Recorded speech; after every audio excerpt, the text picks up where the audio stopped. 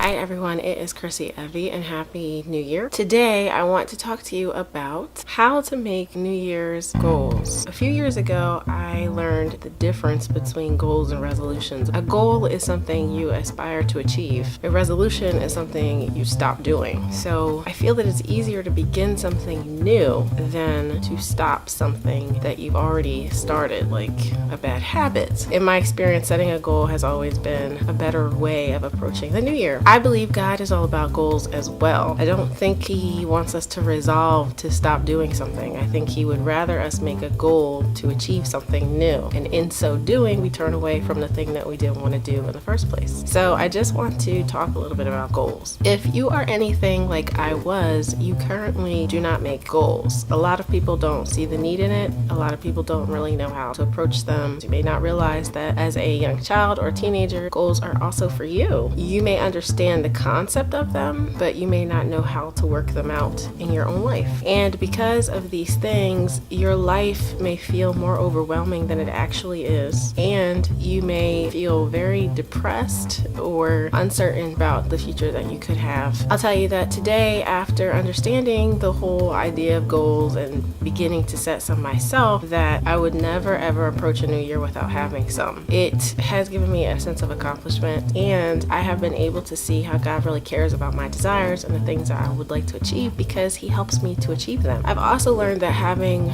goals has helped me in my relationship with the Lord because I constantly talk to Him about them. So hopefully you will find that setting goals is a good thing for you to do too. Okay, here is how I set my goals. Step number 1, I pray. I'm like, Lord, I'm getting ready to write some goals. Please direct me with what I should do. You see the things I already have a desire to do, but you also know what you want me to do, so please help me with writing them down. And then I begin to sense Him. I try to feel Him out and see maybe what He would want me to write down that I hadn't thought of initially. Step number 2, I start to list my goals, what I would realistically like to see done in 2019. Step number 3 is when I actually add the time frame to those goals. I typically make goals in a time frame for half of the year, and then in June I write goals for the remaining half of the year. You can write goals however you feel like you would like to. Step number 4, I list the steps that it takes to get me to that specific goal I'd like to achieve. I really do this. This step is really important because it will help you map out your days, your weeks, your months until you get to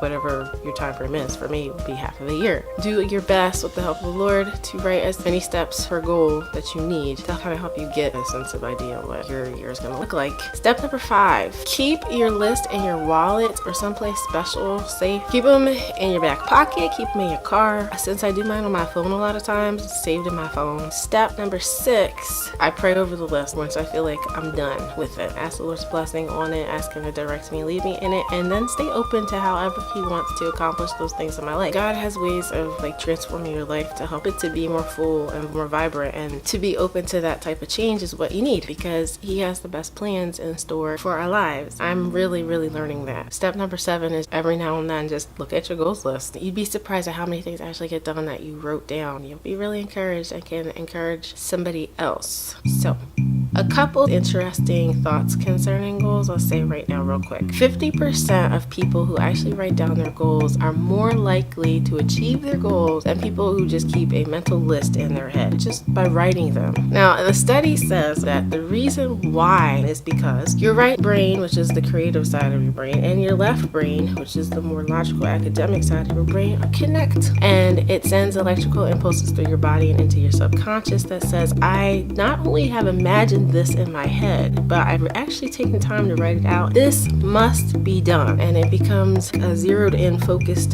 thing throughout your life. You can't forget. So write it down. Here's what the Bible says about writing it down. Then the Lord answered me and said, write the vision and make it plain on tablets, that he may run who reads it. For the vision is yet for an appointed time, but at the end it will speak, and it will not lie. Though it tarries, wait for it, because it will surely come. It will not be tarried. Habakkuk chapter 2, 2 and 3. So that's it. If you liked anything that you heard or saw in this video, please give me a thumbs up. If you have something that you would like to share, please leave it in the comment section below. And if you would like to subscribe to this channel, please click on the subscribe button and make sure you click on the bell so you know when I have uploaded something on YouTube. So that's it. Have a great day. Toodles.